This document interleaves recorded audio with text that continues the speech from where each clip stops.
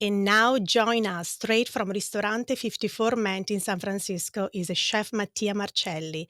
Today he will take us into the heart of the Lazio region with a traditional dish rich in flavor, history, and the soul, pasta alla matriciana. Chef Mattia, the floor is yours. Thank you, Samantha, for having me here.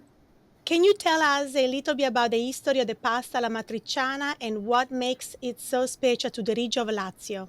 Yes, of course. So the matriciana is one of the quintessential pasta of the Roman cuisine. It was born in the town of Amatrice, which is a little town close to the Rieti city, and has become like a super popular pasta together with the carbonara and the cacio e pepe in the Italian restaurants business. Mattia, we are ready. For the pasta, we're gonna use a bucatini. That's a little thick spaghetti with a hole inside. This is the typical pasta for la matriciana. It's a rusticella d'Abruzzo, one of my favorite brands that I use on the restaurant because it takes 9 minutes to cook. So I know it can be a long time, 9 minutes, but for the bucatini, that's the time that you need to make a perfect al dente pasta. Bucatini can be 15 minutes, 20 minutes, depending on the brand. There is a lot of good brand out there.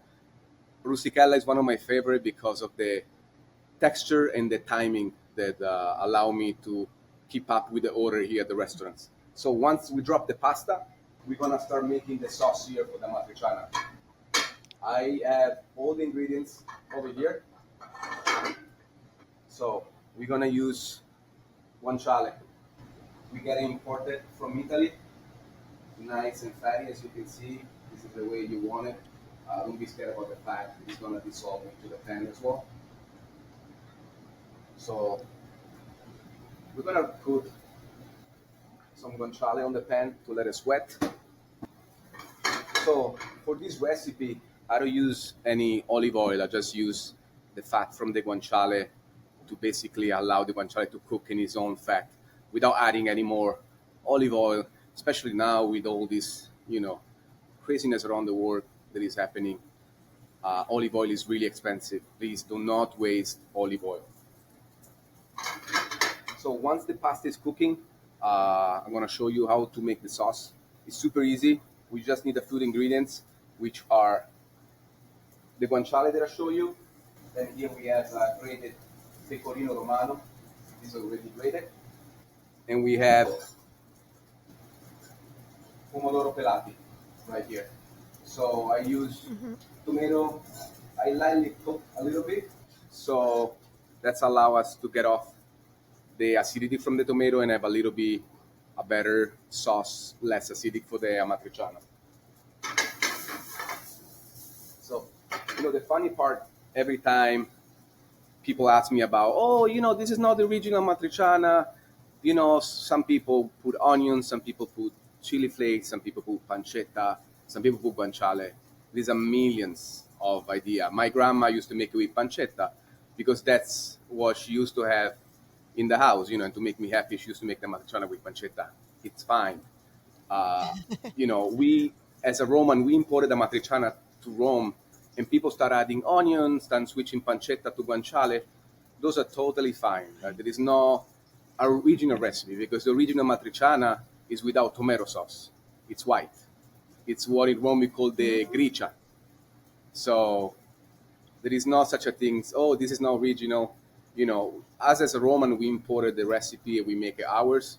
And everybody on a different household used to make the matriciana with a little kick, maybe with chili flakes, maybe with black pepper, guanciale, pancetta. So for all the people that say the matriciana, this is not the original recipe, the matriciana was born white. So then it's up to you to make it as you like.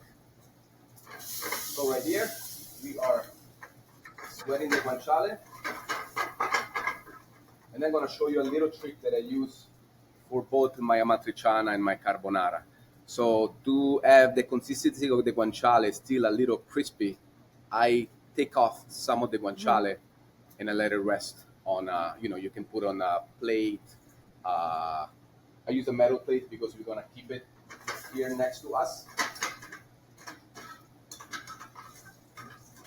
This is how the guanciale should be. Nice and crispy. Don't burn it. because then you're gonna change all the flavor from it. Then we're gonna add tomato sauce.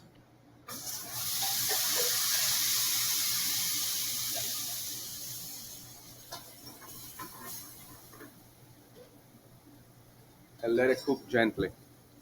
The sauce, so as I mentioned, I pre-cook my tomato sauce because if you do it from the pelati, you know, for having like a sweetness, tomato sauce is usually like 10-15 minutes.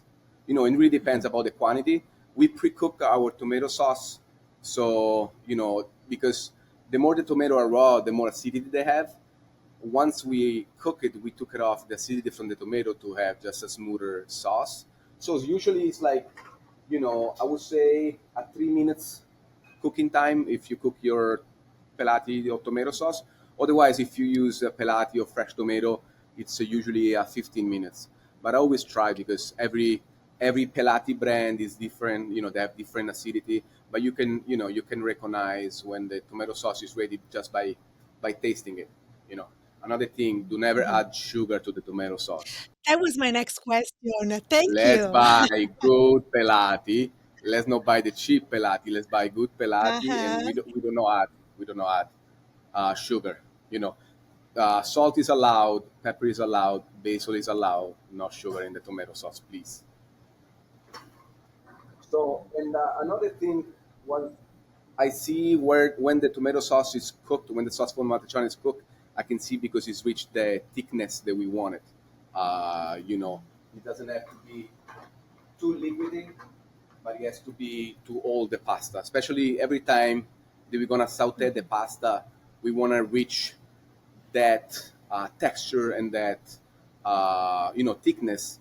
That basically you're not eating a soup, or either you're not eating like a pasta with no sauce. So you have to really have, you master with years of cooking. You have to really get it nice, and the sauce has to be together with the pasta. So when you eat it, you don't have to eat the pasta with a fork and a spoon to get the sauce.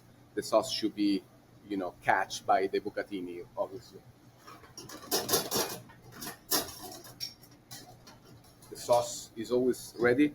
A good trick that I use for the matriciana as well is when the sauce is ready, I turn it off, I let it cool down a little bit, and I add the pecorino already into the sauce. So, the sauce already is gonna get all the pecorino, because imagine we're using three ingredients at the end. Bucatini, of course, has less flavor, it's more for the queso, but you use guanciale, pecorino, and tomato sauce. So make sure all these three ingredients, they have to be really good. We're using the guanciale imported from Italy, we're using the pecorino romano imported from Italy, and the pelati as well, we imported from Italy. Although we have really good pelati here in California as well. There is a lot of brands that they're coming out right now. We are lucky to live in California, where a lot of fruits, a lot of vegetable, actually, they are really really good. So once the sauce reaches the thickness that we want, it's not too soupy. Gonna let it cool down a little bit, and then we're gonna add my favorite, pecorino.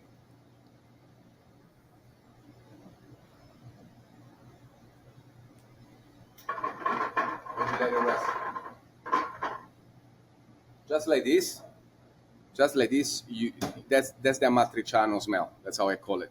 You can smell the amatriciana. That I love it. We cook our bread in the house. We cook our focaccia in the house. Sometimes I can just dip a little bread, a little focaccia inside the sauce. I remember when my mom on Sunday, in Italy, your mom and your dad work all the time. So Sunday is the day that she was waking up extra early, making the big ragu, the big sauce. And I used to remember like waking up maybe at 10, 11 in the morning with my dad, like bring it up like crunchy, just made loaf of bread. And I used to just, kind of crack the bed with my hand and go into the ragu and start eating it. And my mom screaming at me like, "Get off the kitchen!" and like chasing me around. And, sometimes it's funny because I go out on the floor to talk to the customer and they make you laugh because, you know, we used to call it at home, we used to call la legge della casa, the house law, meaning that the plate needs to be clean. I remember, Yeah, whoever was yeah, gonna be finished first, you go showing my dad and my mom is like, the house law. Look, right. the plate is clean. You can put it back. You don't need to wash it. You know, that's the best compliment you can do. To Yeah. your mom or to your chef.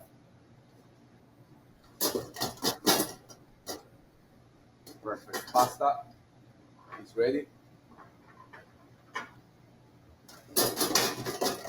I like mine extra al dente, especially the bucatini. The Mhm. pasta always should be al dente, but if you overcook a bucatini, it's a huge mistake. Huge, huge. So we put the sauce back to the fire. We put this pasta inside. I like some fresh ground pepper to give a extra kick to the pasta.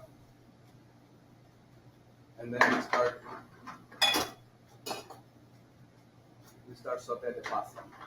And you can see because we add the pecorino into the sauce. I'm gonna show you Right. here. The pasta is already like kind of creamy. It has this white Right. coat, which is the pecorino that is hugging the bucatini. It's like a love story almost. Mattia, by the way, my lunch is at 1:30, so I might need to come stop. I might need to stop by. I can send it. I can send it this pasta to you. And instead of that on a plate, I'm gonna put it on a to-go box. A little bit more pecorino. Fire is off. I'm gonna put it right here. So you can Beautiful. see.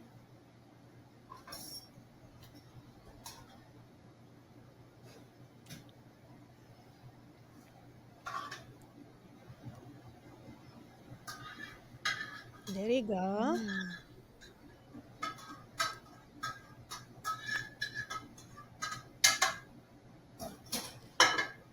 We're gonna finish with the crispy guanciale. Ah, So we put it apart nice. because I like the texture. So the thing is, I like the guanciale to be in the tomato sauce a little bit. It becomes Mhm.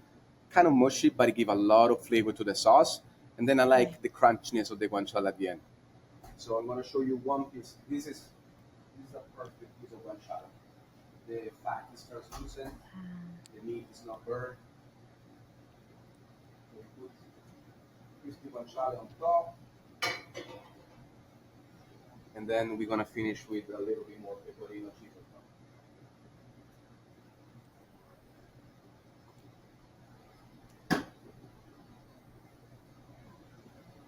And this is my amatriciana. Wow, Mattia, Samantha, you can beautiful. smell it?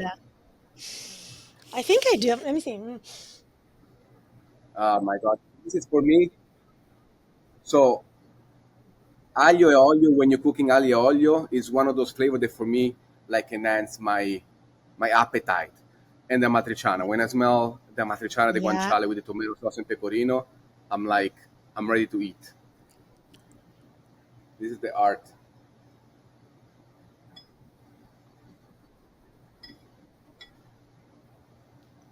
Yeah.